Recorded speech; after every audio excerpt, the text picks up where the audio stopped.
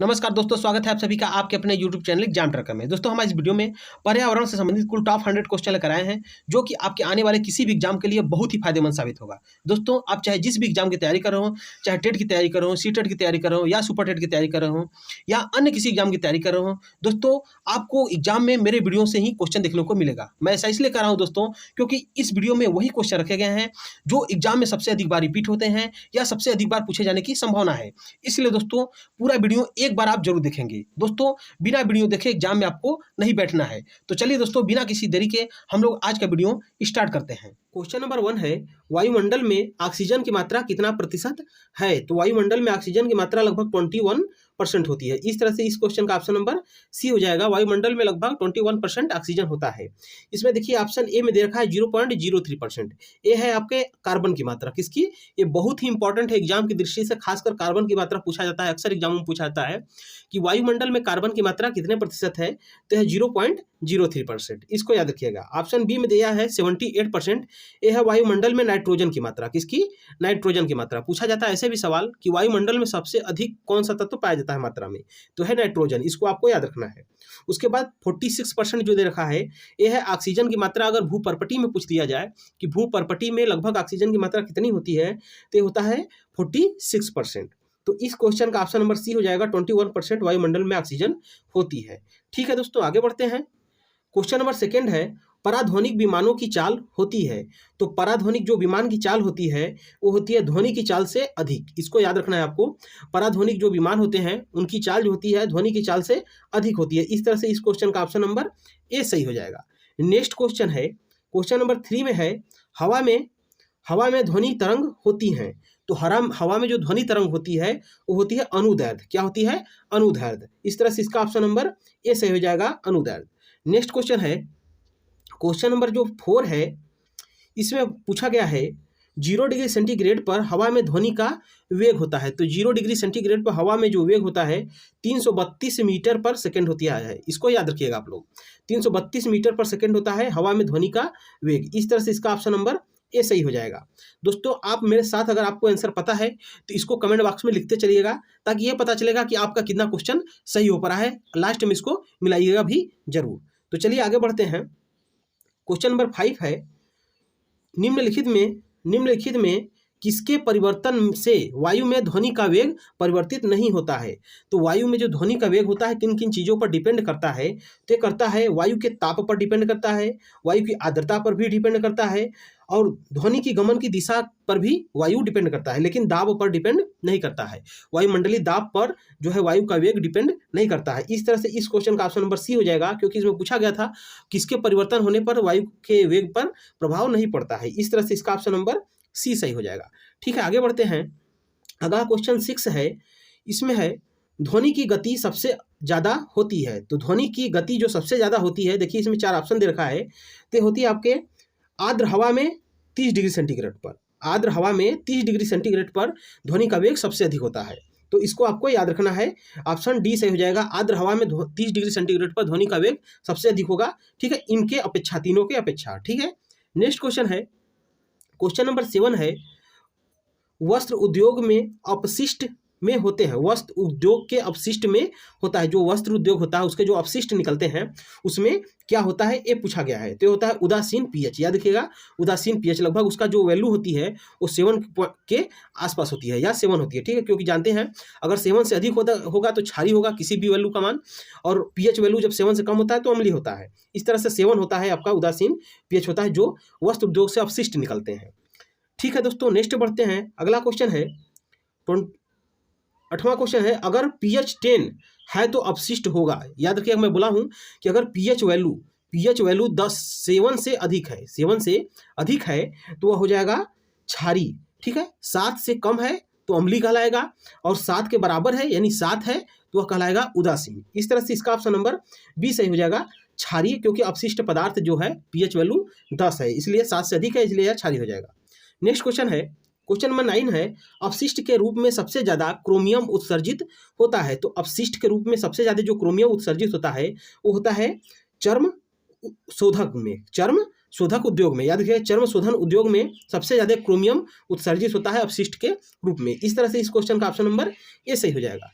Next question है, question number 10 है, biological oxygen demand, BOD जिसको बोलते हैं बायोलॉजिकल ऑक्सीजन डिमांड, इसको याद रखिएगा, इसका पूरा नाम भी पूछा जाता है अक्सर एग्जामों में। तो बायोलॉजिकल ऑक्सीजन डिमांड का परीक्षण किया जाता है, कितने दिन पर हमें करना चाहिए BOD का परीक्षण पानी में, ठीक है। तो ये किया जाता है 5 दिन पर, कितने दिनों पर, 5 दिन पर। इस तरह से इसका ऑप्शन नंबर ए से हो जाएगा, प्रत्येक 5 दिन। क्वेश्चन नंबर 11 है, भारी धातु में अपशिष्ट के रूप में निकलता है, जो भारी धातु यहाँ में नहीं रहेगा, भारी धातु अपशिष्ट के रूप में कहाँ से निकलता है, तो निकलता है विद्युत लेपन उद्योग से, याद रखिएगा, विद्युत लेपन उद्योग से आपका भारी धातु अपशिष्ट के रूप में निकलते हैं। इस तरह से इसका ऑप्शन नंबर ए सही हो जाएगा। नेक्स्ट क्वेश्चन है, क्वेश्चन नंबर 12 है, किण्वन योग्य अपशिष्ट प्राप्त होते हैं। तो जो किण्वन योग्य अपशिष्ट प्राप्त होते हैं वो प्राप्त होते हैं डेयरी उद्योग से, किससे, डेयरी उद्योग से। इस तरह से इसका ऑप्शन नंबर सी सही हो जाएगा। नेक्स्ट क्वेश्चन है, क्वेश्चन नंबर 13 है, हवा की अनुपस्थिति में उपचार किया जाना कहलाता है। तो हवा की उपस्थिति में जो उपचार किए जाते हैं उसको कहते हैं अनाक्सीकरण। क्या कहते हैं, अनाक्सीकरण। कहने का मतलब जो अभिक्रिया हवा की अनुपस्थिति में होती है उसको अनाक्सीकरण अभिक्रिया कहते हैं। इस तरह से इसका ऑप्शन नंबर ए सही हो जाएगा। नेक्स्ट क्वेश्चन है, क्वेश्चन नंबर 14 है, ETP, इसका पूरा नाम है इफ्लुएंट ट्रीटमेंट प्लांट, उद्योग में लगाया जाता है। तो ये क्यों लगाया जाता है, इसको लगाया जाता है जल प्रदूषण को रोकने के लिए, याद रखिएगा, जल प्रदूषण को रोकने के लिए ETP को लगाया जाता है। इस तरह से इसका ऑप्शन नंबर बी सही है। नेक्स्ट क्वेश्चन है, क्वेश्चन नंबर 15 है, सबसे ज़्यादा प्रदूषित जल उत्सर्जित होता है। तो सबसे ज़्यादा जो प्रदूषित जल उत्सर्जित होता है वो होता है कागज उद्योग से, किससे, कागज उद्योग से। तो इस तरह से इसका ऑप्शन नंबर ए सही हो जाएगा, कागज उद्योग। नेक्स्ट क्वेश्चन है, क्वेश्चन नंबर 16 है, तेल शोधक उद्योग में अपशिष्ट के रूप में निकलता है। तो तेल शोधक उद्योग में अपशिष्ट के रूप में निकलता है आपका सल्फर। क्या निकलता है, सल्फर। इसको याद रखिएगा। इस तरह से इसका ऑप्शन नंबर ए सही हो जाएगा, तेल शोधक उद्योग में जो अपशिष्ट के रूप में निकलता है वो सल्फर निकलता है। नेक्स्ट क्वेश्चन है, क्वेश्चन नंबर 17 है, किसी जल में अधिक BOD का होना सूचक है। तो किसी जल में अगर अधिक BOD हो जाता है तो उसको बोलते हैं प्रदूषण, जल का प्रदूषण। इस तरह से इसका ऑप्शन नंबर ए सही हो जाएगा, ये बात आपको याद रखना है। नेक्स्ट क्वेश्चन है, क्वेश्चन नंबर 18 है, अनाक्सीकरण क्रिया में मुख्यतः निम्नलिखित गैस निकलती है। तो अनाक्सीकरण जो क्रिया होती है उसमें से जो गैस निकलती है वो निकलती है मेथेन। कौन निकलती है, मेथेन, CH4, ये आपको याद रखना है, मेथेन गैस निकलती है। इस तरह से इसका ऑप्शन नंबर ए सही हो जाएगा। नेक्स्ट क्वेश्चन है, क्वेश्चन नंबर 19 है, रंग मापने के लिए उपयोग किया जाता है। तो रंग मापने के लिए जो यंत्र उपयोग किया जाता है उसको बोलते हैं टिक्टोमीटर। क्या बोलते हैं, टिक्टोमीटर। इस तरह से इसका ऑप्शन नंबर सी सही हो जाएगा। नेक्स्ट क्वेश्चन है, क्वेश्चन नंबर 20 है, रेफ्रिजरेटर जो प्रायः घरों में उपयोग की जाती है उससे गैस निकलती है। तो जो रेफ्रिजरेटर घरों में आपके प्रयोग की जाती है उससे कौन सी गैस निकलती है, तो निकलती है क्लोरोफ्लोरोकार्बन। याद रखिएगा, यह ओजोन परत को नष्ट करती है, ठीक है, ओजोन परत के लिए नुकसानदायक है क्लोरोफ्लोरोकार्बन, CFC इसको शॉर्ट में कहा जाता है, ठीक है। इस तरह से इसका ऑप्शन नंबर बी सही हो जाएगा। नेक्स्ट क्वेश्चन है, क्वेश्चन नंबर 22 है, पृथ्वी सम्मेलन 1992, यहाँ रहेगा 92, ठीक है, याद रखिएगा 1992 में हुआ था पृथ्वी सम्मेलन, ठीक है, 62 में नहीं हुआ था, मिसप्रिंट है। पृथ्वी सम्मेलन 1992 में भारत के प्रतिनिधि थे। तो जो भारत का प्रतिनिधित्व किए थे पृथ्वी सम्मेलन 1992 में वो किए थे PV नरसिम्हा राव। इस तरह से इसका ऑप्शन नंबर सी सही है। नेक्स्ट क्वेश्चन है, क्वेश्चन नंबर आपका 23 है, इसमें पूछा गया निम्न में से किस स्थान पर पृथ्वी सम्मेलन 1992 संपन्न हुआ था। तो पृथ्वी सम्मेलन जो 1992 संपन्न हुआ था और रियो डी जेनेरो में हुआ था। कहाँ पर, रियो डी जेनेरो। इस तरह से इसका ऑप्शन नंबर डी सही हो जाएगा। नेक्स्ट क्वेश्चन है, मिल शब्द का प्रयोग किसके लिए किया जाता है। तो मिल शब्द का जो प्रयोग है ये किया जाता है पर्यावरण के लिए। किसके लिए, पर्यावरण के लिए। इस तरह से इसका ऑप्शन नंबर सी सही हो जाएगा। नेक्स्ट क्वेश्चन है, क्वेश्चन नंबर 25 है, टांसले एक जाने माने क्या है। तो टांसले एक जाने माने क्या है आपको बताना है। तो यह है आपके पारिस्थितिकीविद। कौन है, पारिस्थितिकीविद। इस तरह से इसका ऑप्शन नंबर ए सही हो जाएगा। नेक्स्ट क्वेश्चन है, क्वेश्चन नंबर 26 है, विश्व पर्यावरण दिवस कब मनाया जाता है। तो विश्व पर्यावरण दिवस मनाया जाता है 5 जून को। कब मनाया जाता है, 5 जून को। इस तरह से इसका ऑप्शन नंबर बी सही है। दोस्तों अगर हमारा ये वीडियो आपको पसंद आ रहा हो तो वीडियो को लाइक जरूर कीजिएगा और अपने दोस्तों में अधिक से अधिक शेयर करें, ठीक है। तो आगे बढ़ते हैं दोस्तों। आपको मैं एक जरूरी सूचना बताना चाहूँगा दोस्तों बीच में। दोस्तों हम इस चैनल पर वीकली करंट अफेयर बहुत ही बेहतरीन लेवल का पढ़ाते हैं।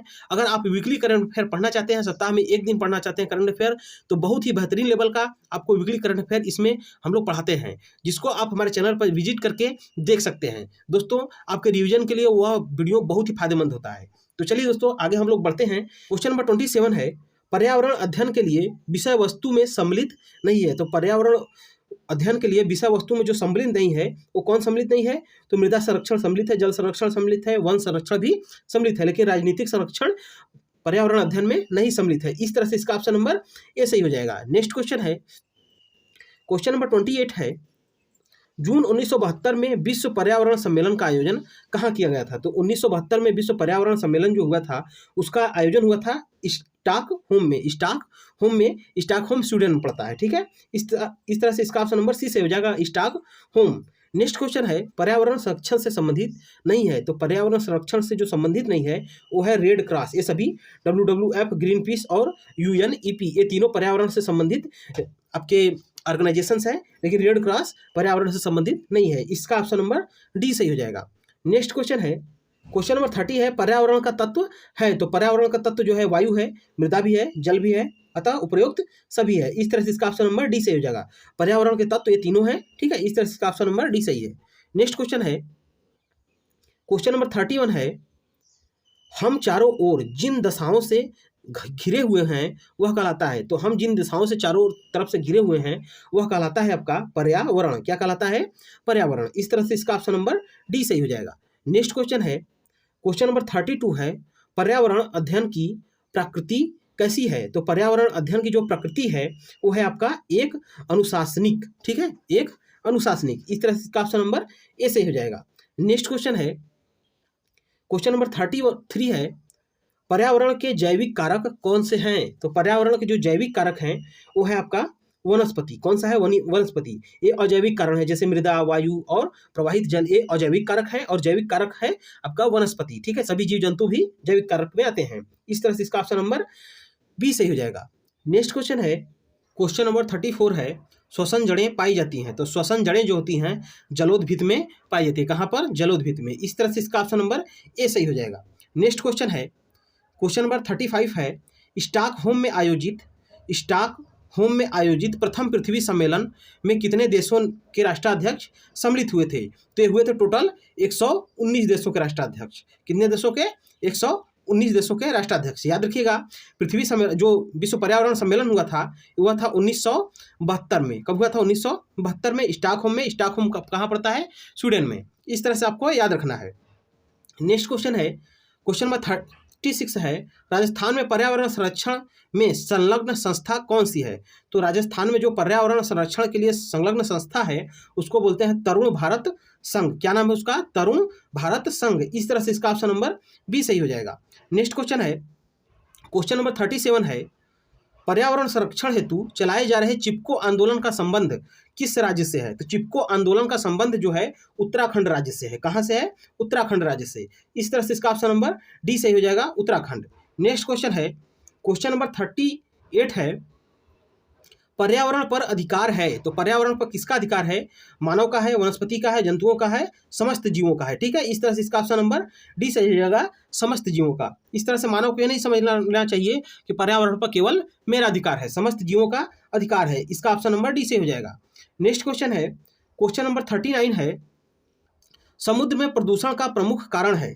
तो समुद्र में जो प्रदूषण का सबसे प्रमुख कारण है वो जलपोतों से तेल का रिसाव होता है, ठीक है। जलपोतों से जो तेल का रिसाव होता है वह सबसे प्रमुख कारण है। इसका ऑप्शन नंबर ए सही हो जाएगा। नेक्स्ट क्वेश्चन है, वायुमंडल में वायु प्रदूषण को रोकने के लिए पेट्रोल से किस वस्तु को निकाला गया है? तो निकाला गया है सीसा को। किसको? सीसा को। इस तरह से इसका ऑप्शन नंबर सी सही हो जाएगा, सीसा। आपको इस क्वेश्चन का आंसर याद रखना है। नेक्स्ट क्वेश्चन है, क्वेश्चन नंबर 41 है, वायु प्रदूषण के लिए मुख्य रूप से जिम्मेदार है। तो वायु प्रदूषण के लिए मुख्य रूप से जिम्मेदार जो गैस है वो है आपका कार्बन मोनोऑक्साइड। कौन सा है? Carbon monoxide. इसको CO कहते हैं, ठीक है। इसका रासायनिक फार्मूला है। नेक्स्ट क्वेश्चन है, क्वेश्चन नंबर 42 है, निकट भविष्य में धरातल के औसत तापमान में वृद्धि होने की संभावना है, यानी निकट जो भविष्य में धरातल के तापमान जो बढ़ने की संभावना है वो कितने % है, वो है 2.3 डिग्री सी बढ़ने की संभावना है। इसको आपको याद रखना है। इस तरह से इसका ऑप्शन नंबर ए सही है। दोस्तों अगर वीडियो पसंद आ रहा हो तो वीडियो को लाइक जरूर कीजिएगा। तो चलिए दोस्तों आगे बढ़ते हैं। क्वेश्चन नंबर 43 है, सबसे प्रदूषित महानगर कौन सा है? तो सबसे प्रदूषित महानगर जो भारत का है वो है दिल्ली। ठीक है, इस तरह से इसका ऑप्शन नंबर ए सही हो जाएगा। नेक्स्ट क्वेश्चन है, क्वेश्चन नंबर 44 है, CFC जिसका पूरा नाम होता है क्लोरोफ्लोरोकार्बन। याद रखिएगा, क्लोरोफ्लोरोकार्बन मुख्य रूप से हानि पहुंचाता है। मैं ऊपर भी बता चुका हूं आपको कि जो क्लोरोफ्लोरोकार्बन है ओजोन परत को नष्ट करता है। किसको? ओजोन परत को। ओजोन परत हमारे समताप मंडल में एक परत है ओजोन गैस की, जो कि पृथ्वी पर परावैंगनी, सूर्य से आने वाली परावैंगनी किरणों के लिए को फिल्टर कर देती है। ठीक है, तो उसमें छिद्र हो रहे हैं ये CFC के कारण। इस तरह से इसका ऑप्शन नंबर ए सही हो जाएगा। आपको इसको याद रखना है। नेक्स्ट क्वेश्चन है, क्वेश्चन नंबर 45 है, पर्यावरण प्रदूषण का मुख्य रूप से उत्तरदायी है। तो पर्यावरण प्रदूषण का जो मुख्य रूप से उत्तरदायी है वो है आपके मनुष्य हैं। कौन है? मनुष्य। सबसे ज्यादा प्रदूषण यही फैलाता है। ठीक, तो इस तरह से इसका ऑप्शन नंबर सी सही हो जाएगा, मनुष्य। नेक्स्ट क्वेश्चन है, क्वेश्चन नंबर 46 है, वायुमंडल में CO2 की बढ़ती सांद्रता का मुख्य कारण है। तो CO2 का जो सांद्रता बढ़ रही है वायुमंडल में, उसका कारण है जीवाश्म ईंधनों का प्रभाव, यानी जीवाश्म ईंधन का अधिक यूज करना और पेड़ पौधों का विनाश। जैसा कि आप लोग जानते हैं, पेड़ पौधे कार्बन डाइऑक्साइड ग्रहण करते हैं और ऑक्सीजन निकालते हैं। तो इस कारण अगर इनका विनाश होगा तो कार्बन डाइऑक्साइड की मात्रा बढ़ेगी। इस तरह से इसका ऑप्शन नंबर सी सही हो जाएगा, उपयुक्त दोनों। ठीक है, तो इस क्वेश्चन का ऑप्शन नंबर सी सही है। नेक्स्ट क्वेश्चन है, क्वेश्चन नंबर 47 है, एक अनुमान के अनुसार पिछले 200 वर्षों में कार्बन डाइऑक्साइड की मात्रा बढ़ी है। पिछले 200 वर्षों में एक अनुमान के अनुसार कितना मात्रा बढ़ा है कार्बन डाइऑक्साइड का? ये बढ़ा है 25%। याद रखिएगा, 25%। इस तरह से इसका ऑप्शन नंबर डी सही हो जाएगा।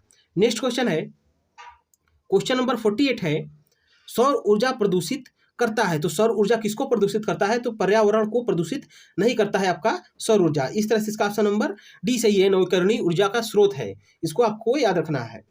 नेक्स्ट क्वेश्चन है 49 है, पृथ्वी का लगभग कितना प्रतिशत भाग जल से ढका है? तो पृथ्वी का लगभग 71% जो भाग है वह जल से ढका हुआ है। इस तरह से इसका ऑप्शन नंबर सी सही हो जाएगा।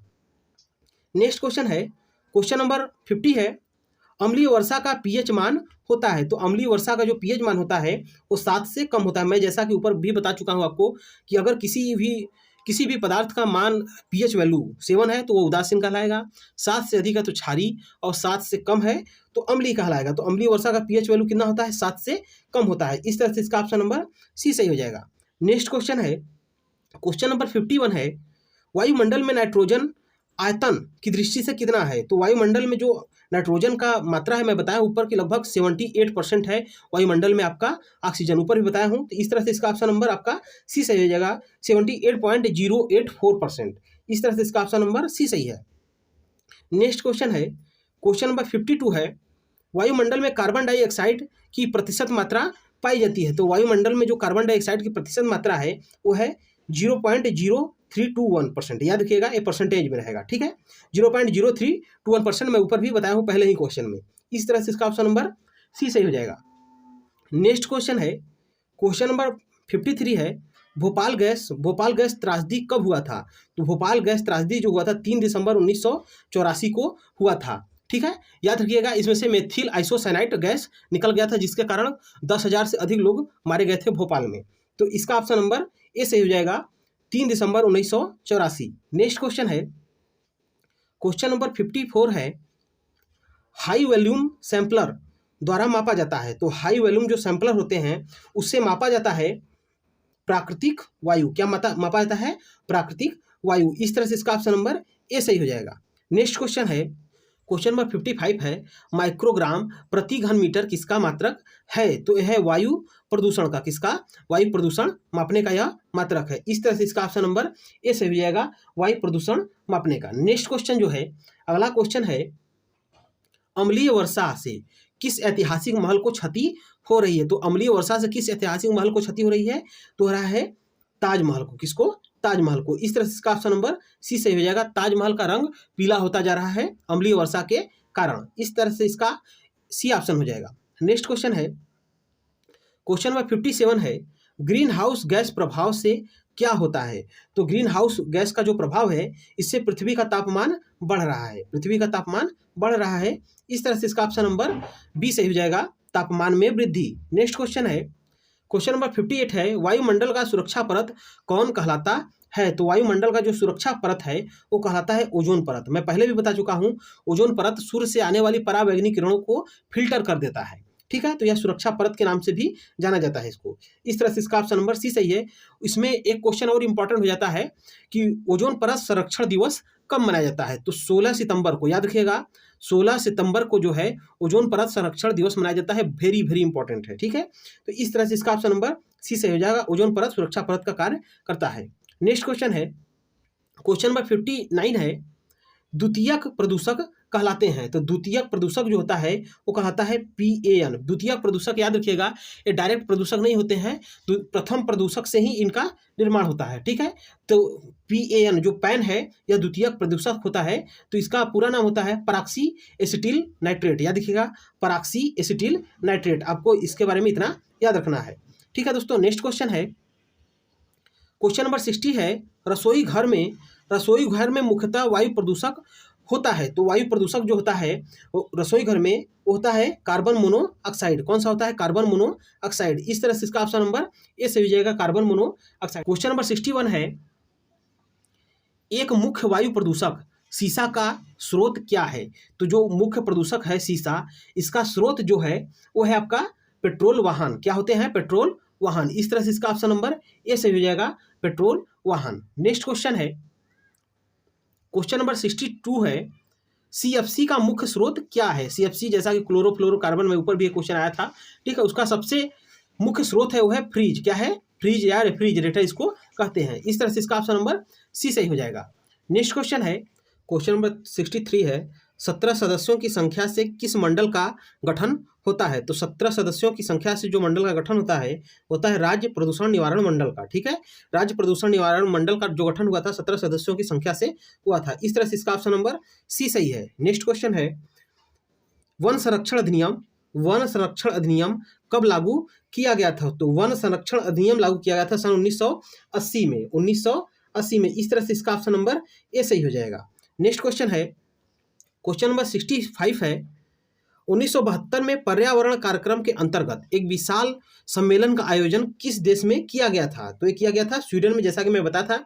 स्वीडन के स्टॉकहोम में इस पर्यावरण संरक्षण के लिए जो है कि पर्यावरण कार्यक्रम का आयोजन किया गया था 1972 में। इस तरह से इसका ऑप्शन नंबर डी सही है। नेक्स्ट क्वेश्चन है, जल प्रदूषण निवारण एवं नियंत्रण उपकर अधिनियम संबंधित है। तो जल प्रदूषण निवारण एवं नियंत्रण उपकर अधिनियम संबंधित है आपकी लेवी और उपकर वसूलने से। याद रखिए, लेवी और उपकर वसूलने से संबंधित है ये जल प्रदूषण निवारण एवं नियंत्रण उपकर अधिनियम। इस तरह से इसका ऑप्शन नंबर सी सही हो जाएगा। नेक्स्ट क्वेश्चन है, क्वेश्चन नंबर 67 है, अनुच्छेद 48 क किससे संबंधित है? तो अनुच्छेद जो 48 क है यह है प्रदूषण से संबंधित। किससे? प्रदूषण से संबंधित। हमारे जो संविधान है उसके जो राज्यों के नीति निर्देशक तत्व भाग 4 में वर्णन है 48 क का, ठीक है। उसमें प्रदूषण से संबंधित बताया गया है, ठीक है। इसका ऑप्शन नंबर सी सही हो जाएगा।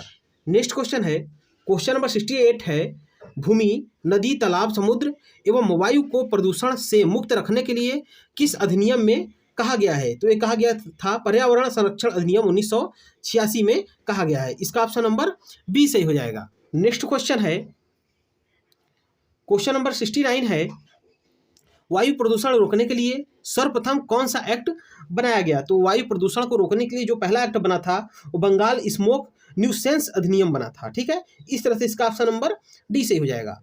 नेक्स्ट क्वेश्चन है, क्वेश्चन नंबर 70 है, कौन सा अधिनियम जलवायु एवं ध्वनि प्रदूषण क्षेत्र में बहुत व्यापक है? तो यह आपका पर्यावरण संरक्षण अधिनियम 1986। याद रखिएगा, जलवायु और ध्वनि प्रदूषण में व्यापक कार्य जो कर रहा है वो पर्यावरण संरक्षण अधिनियम 1986 कार्य किया है। इस तरह से इसका ऑप्शन नंबर सी सही हो जाएगा। नेक्स्ट क्वेश्चन है, उद्योग अधिनियम कब लागू किया गया हुआ? उद्योग अधिनियम कब लागू हुआ? तो हुआ था 1948 में। इस तरह से इसका ऑप्शन नंबर सी सही हो जाएगा, 1948। नेक्स्ट क्वेश्चन है, जल प्रदूषण निवारण एवं नियंत्रण अधिनियम कब लागू किया गया था? तो ये किया गया था 23 मार्च 1974 को। इस तरह से इसका ऑप्शन नंबर बी सही हो जाएगा। 23 मार्च 1974 को जल प्रदूषण निवारण एवं नियंत्रण अधिनियम लागू किया गया था। नेक्स्ट क्वेश्चन है, मोटर वाहन अधिनियम कब लागू किया गया था? तो मोटर वाहन अधिनियम 1990 को लागू किया गया था। कब लागू किया था? 1990 को। इस तरह से इसका ऑप्शन नंबर ए सही हो जाएगा। नेक्स्ट क्वेश्चन है, स्टॉकहोम घोषणा पत्र, स्टॉकहोम घोषणा पत्र कितने सिद्धांत पारित किए गए थे? स्टॉकहोम जो घोषणा पत्र था उसमें कितने सिद्धांत पारित किए गए थे? तो किए गए थे 26 सिद्धांत। कितने? 26 सिद्धांत। इस तरह से इसका ऑप्शन नंबर सी सही हो जाएगा। नेक्स्ट क्वेश्चन है, क्वेश्चन नंबर 75 है, पर्यावरण प्रदूषण से संबंधित अनुच्छेद 48 का किस स्तर पर मान्य है? तो जो जैसा कि मैं बताया हूँ पहले भी कि राज्य के नीति निर्देशक तत्व में है, इस तरह से यह किस स्तर पर है? राज्य स्तर पर मान्य है। इस तरह से इसका ऑप्शन नंबर सी सही हो जाएगा। नेक्स्ट क्वेश्चन है, क्वेश्चन नंबर 76 है, राष्ट्रीय वनस्पति अधिनियम कब लागू बना था? ठीक है, राष्ट्रीय वनस्पति अधिनियम कब बना था? तो ये बना था 1988 में। कब बना था? 1988 में। इस तरह से इसका ऑप्शन नंबर ए सही हो जाएगा, 1988। नेक्स्ट क्वेश्चन है, क्वेश्चन नंबर 77 है, हानिकारक व्यर्थ नियम कब बना? हानिकारक व्यर्थ नियम जो बना था 1989 में बना था। 1989 में। इस तरह से इसका ऑप्शन नंबर डी से हो जाएगा, 1989। नेक्स्ट क्वेश्चन है, भारत बॉयलर अधिनियम लागू हुआ। तो भारत बॉयलर अधिनियम लागू हुआ था 1923 में। कब लागू हुआ था? 1923 में। इस तरह से इसका ऑप्शन नंबर सी सही हो जाएगा।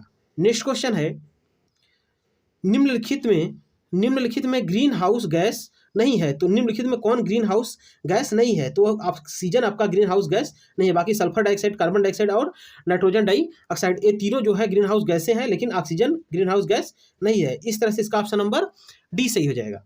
नेक्स्ट क्वेश्चन है, नाइट्रस ऑक्साइड N2O, ठीक है, N2O, ठीक है, नाइट्रस ऑक्साइड किस प्रकार की गैस है? तो नाइट्रस ऑक्साइड हंसाने वाली गैस है। इस तरह से इसका ऑप्शन नंबर डी से हो जाएगा, हंसाने वाली गैस।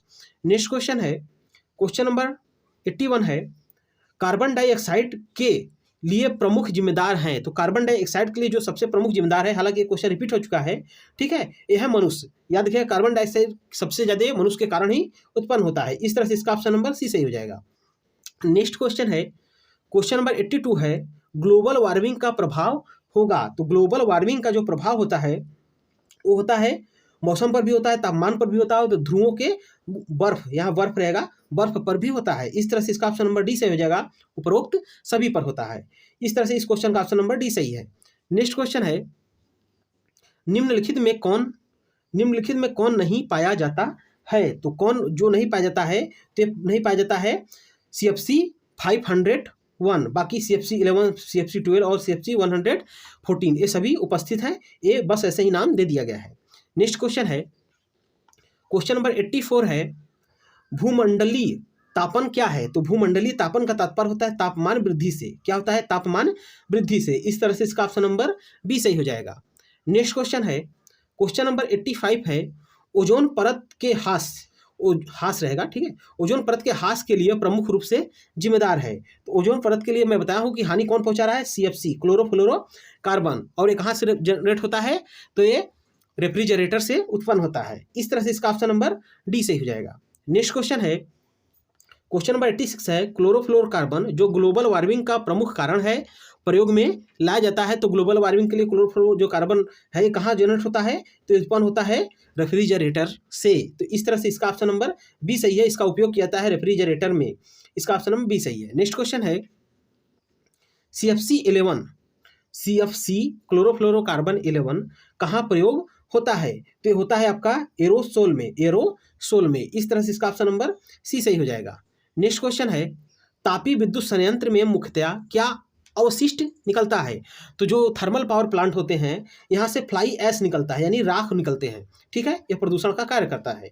इस तरह से इसका ऑप्शन नंबर सी सही हो जाएगा। नेक्स्ट क्वेश्चन है, वैज्ञानिक रॉबर्ट एंगस ने सर्वप्रथम प्रयोग किया था। तो रॉबर्ट एंगस थे वैज्ञानिक, इन्होंने सर्वप्रथम ग्लोबल वार्मिंग का शब्द का प्रयोग किया था। इस तरह से इसका ऑप्शन नंबर सी से हो जाएगा, ग्लोबल वार्मिंग। नेक्स्ट क्वेश्चन है, क्वेश्चन नंबर 90 है, थर्मल पावर प्लांट में ताप उत्पन्न करने के लिए प्रयोग होता है, तो जो थर्मल पावर प्लांट है उसमें ताप उत्पन्न करने के लिए प्रयोग किया जाता है फॉसिल फ्यूल का। किसका? फॉसिल फ्यूल का। इस तरह से इसका ऑप्शन नंबर डी सही हो जाएगा। नेक्स्ट क्वेश्चन है 91 है, निम्न में कहाँ परमाणु ऊर्जा संयंत्र नहीं है? तो कहाँ पर परमाणु ऊर्जा संयंत्र स्थापित नहीं हुआ है? तो नरोरा में है, तारापुर में है, राणा प्रताप सागर में भी है, और नहीं है तो नागपुर में नहीं है। इस तरह से इसका ऑप्शन नंबर ये सही हो जाएगा, नागपुर में परमाणु ऊर्जा संयंत्र नहीं है। नेक्स्ट क्वेश्चन है 92 है, परमाणु ऊर्जा संयंत्र का उपयोगी उम्र है, यानी कि इसका क्षमता कितनी देर तक काम कर सकता है? तो लगभग 24-25 वर्ष, याद रखिएगा 24-25 वर्ष तक ये अच्छे से कार्य कर सकता है परमाणु ऊर्जा संयंत्र। इस तरह से इसका ऑप्शन नंबर सी सही हो जाएगा। नेक्स्ट क्वेश्चन है जल घनत्व, जल का घनत्व अधिकतम किस ताप पर होता है? तो जल का घनत्व सबसे अधिक 4 डिग्री सेंटीग्रेड पर होता है। कितने पर? 4 डिग्री सेंटीग्रेड पर। इस तरह से इसका ऑप्शन नंबर ए सही हो जाएगा। नेक्स्ट क्वेश्चन है क्वेश्चन नंबर 94 है, अम्लीय वर्षा का प्रमुख कारण है? तो अम्लीय वर्षा का जो सबसे प्रमुख कारण है वो है सल्फर डाइऑक्साइड, SO2। याद रखिएगा SO2 सल्फर डाइऑक्साइड अम्लीय वर्षा के लिए सबसे बड़ा जिम्मेदार गैस है। इस तरह से इसका ऑप्शन नंबर डी सही हो जाएगा। नेक्स्ट क्वेश्चन है अम्लीय वर्षा का pH मान होता है? तो अम्लीय वर्षा जैसा कि अम्लीय नाम ही है, तो अम्लीय वर्षा का pH मान होता है 4। कितना होता है? 4। इस तरह से इसका ऑप्शन नंबर डी सही हो जाएगा। नेक्स्ट क्वेश्चन है हिरोशिमा शहर किस लिए प्रसिद्ध है? तो हिरोशिमा जो शहर है वो परमाणु गिरने के लिए प्रसिद्ध है। जैसा कि जानते हैं कि सन 1945 में द्वितीय विश्व युद्ध में अमेरिका ने जापान के हिरोशिमा और नागासाकी पर 2 परमाणु बम गिराए थे। तो हिरोशिमा किस लिए प्रसिद्ध है? परमाणु बम गिरने के लिए। इस तरह से इसका ऑप्शन नंबर सी सही हो जाएगा। नेक्स्ट क्वेश्चन है परमाणु ऊर्जा संयंत्र, परमाणु ऊर्जा संयंत्र का निर्माण सर्वप्रथम किस देश में हुआ था? तो परमाणु ऊर्जा संयंत्र का सबसे पहले निर्माण हुआ था अमेरिका में। कहाँ हुआ था? अमेरिका में। इस तरह से इसका ऑप्शन नंबर डी सही हो जाएगा। नेक्स्ट क्वेश्चन है परमाणु ऊर्जा संयंत्र में 1 मेगावाट विद्युत ऊर्जा उत्पन्न करने के लिए ईंधन की आवश्यकता होती है। तो 1 मेगावाट जो विद्युत ऊर्जा उत्पन्न के लिए परमाणु ऊर्जा की ईंधन की आवश्यकता होती है वो होती है 4 टन। कितना? 4 टन। इस तरह से इसका ऑप्शन नंबर सी सही हो जाएगा। नेक्स्ट क्वेश्चन है दोस्तों इलेक्ट्रोडायलिसिस द्वारा किस प्रकार के प्रदूषण को दूर किया जाता है? तो ये किया जाता है रेडियोधर्मी प्रकार के प्रदूषण को। इस तरह से इसका ऑप्शन नंबर बी सही हो जाएगा। नेक्स्ट क्वेश्चन है दोस्तों, ये हो गया आज का हमारा समा क्वेश्चन है, वीडियो का लास्ट क्वेश्चन भी है, तो देख लीजिए इसको। तापीय प्रदूषण मापा जाता है, तो तापीय प्रदूषण जो है वो मापा जाता है उपयुक्त सभी से। किससे? उपयुक्त सभी से। लक्समीटर, डियोमीटर और इलेक्ट्रॉनिक तापमापी से, तीनों से मापा जाता है तापीय प्रदूषण। दोस्तों ये था हमारा आज के पर्यावरण के टॉप 100 क्वेश्चन का वीडियो। आपको ये वीडियो कैसा लगा प्लीज कमेंट बॉक्स में जरूर बताएं। अगर वीडियो अच्छा लगा हो तो वीडियो को लाइक करें और अपने दोस्तों में अधिक से अधिक शेयर करें। साथ में इसी तरह के इंटरेस्टिंग और महत्वपूर्ण वीडियो पाने के लिए एग्जाम ट्रैकर का चैनल को सब्सक्राइब करके बेल आइकन को दबा लें, क्योंकि हम इस चैनल पर इसी तरह के बेहतरीन वीडियो लेकर आते रहते हैं। तो दोस्तों मिलेंगे फिर नेक्स्ट वीडियो में, तब तक के लिए जय हिंद।